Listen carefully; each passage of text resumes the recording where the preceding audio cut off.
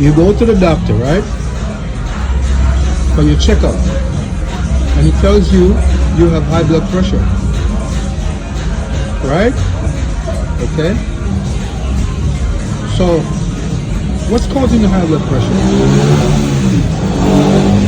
Do you know? Of course you don't know. Does he know? Possibly not. So there could be so many things. So he gives you some pills because he don't, whatever it is, he gives you some pills, right? You go home, you come back for your checkup a couple months later.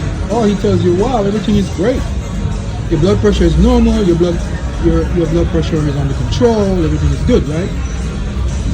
And you believe him, and you feel secure when what he says, and you feel happy, you're healthy.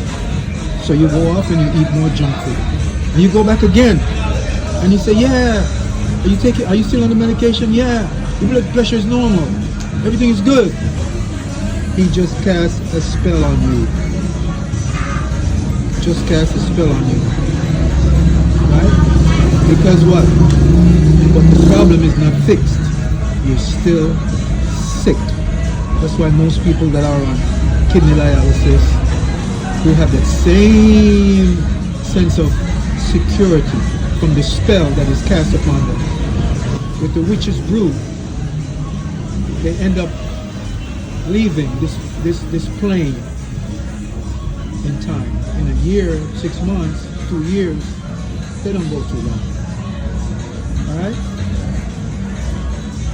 I hope you're not under the spell that is upon the whole world. There's a spell on the whole world.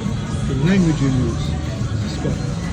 So doctors cast spell on you all the time. Not that they don't they don't have use.